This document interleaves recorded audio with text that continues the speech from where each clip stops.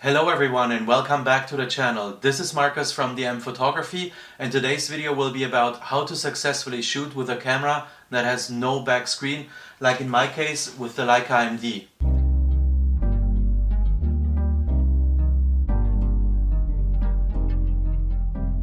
As I mentioned in the last video, the Leica M-D is a Leica with no back screen.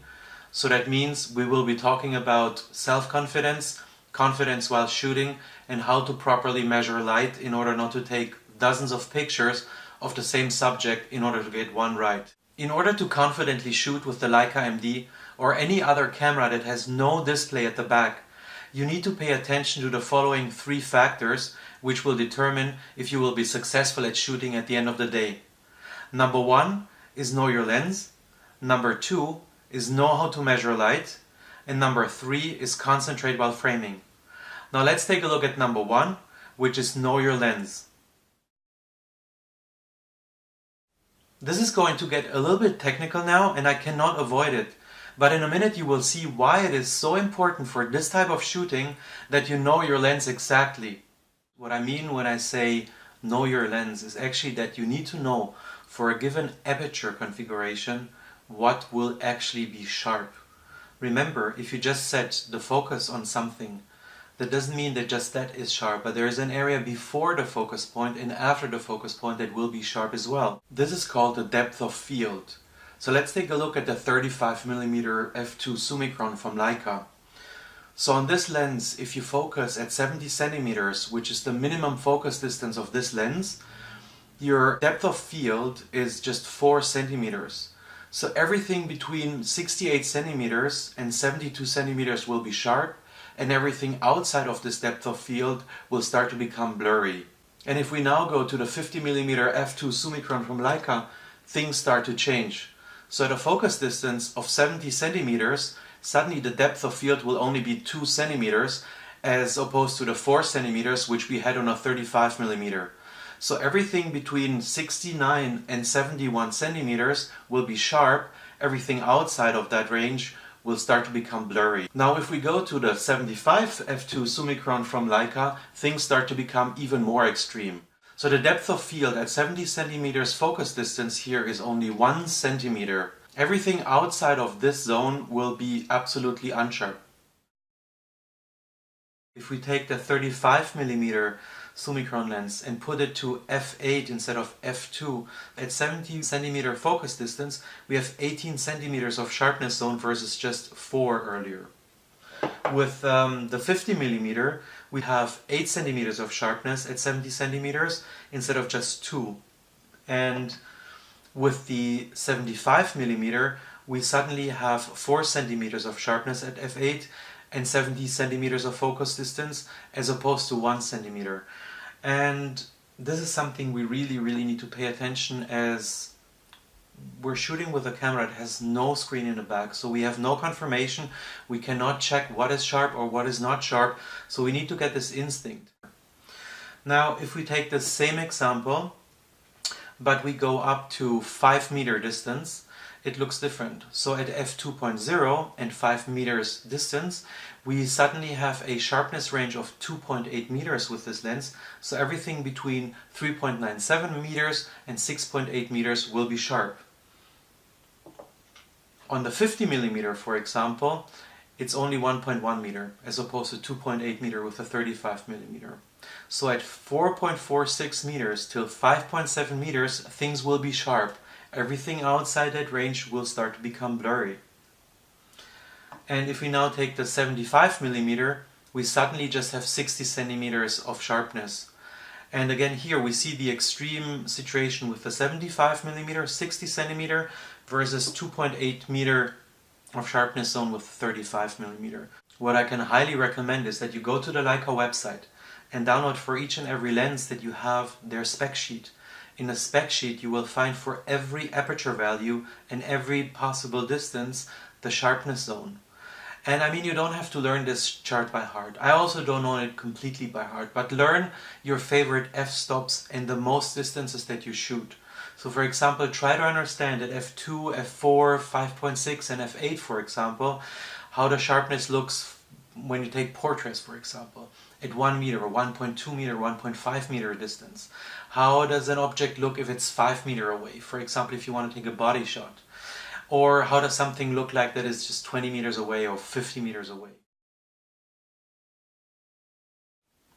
So now that you know what you need to pay attention to when focusing, let's take a look at how to measure light with this camera. So this camera has center weighted light measuring. That means in the middle of the chip there is kind of like a circle that will measure the light. It will not look at the whole scene like in many other cameras. You need to get used to that.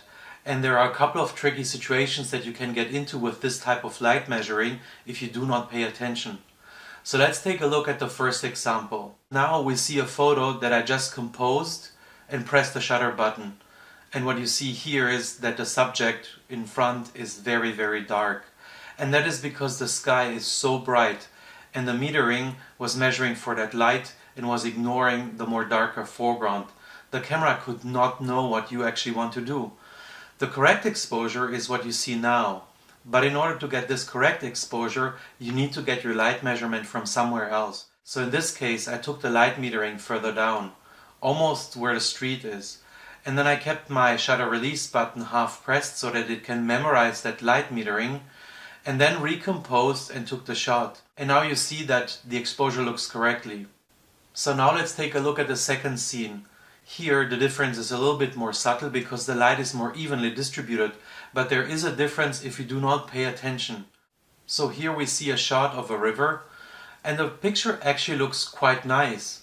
But still it is a little bit too dark because the sky is again way too bright. And if we just compose for the frame, it will take the sky into consideration as well. And then it will make the image darker as you see it here.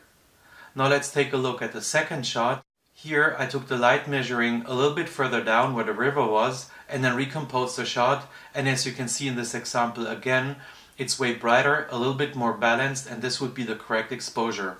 And now let's take a look at the third example, which is again a little bit more extreme, but a situation that especially in street photography you will encounter very often. This first shot is again way too dark. When I composed the image and I pressed the shutter release button, it took again the sky into consideration and the foreground is way too dark again. The second shot is way more balanced from the light. It is way more evenly distributed. And here again, I took the light metering further down where the dark area is, and then I kept my shutter release button half pressed so that the camera keeps that light measurement, recomposed the shot and pressed the shutter.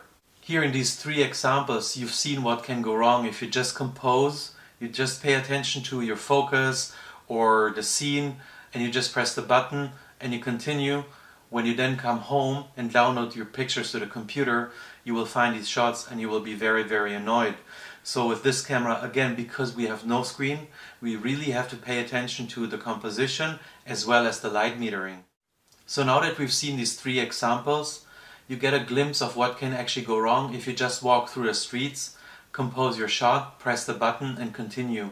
You might end up having an image that is way too overexposed or underexposed.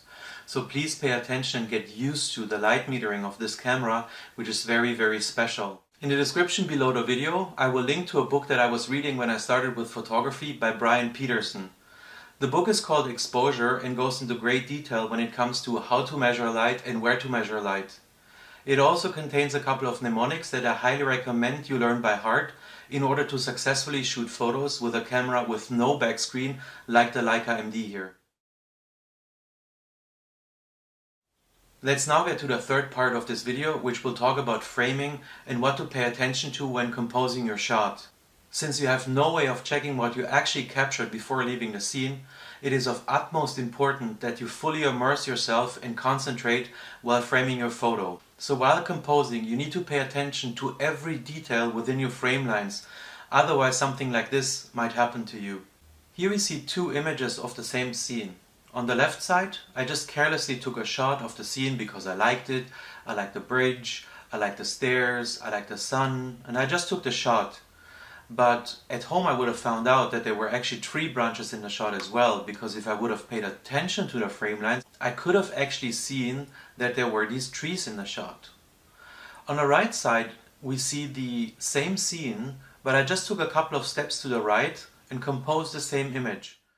And not only do I have now a better composition here, I also don't have these distractions in the frame which I had it the first time.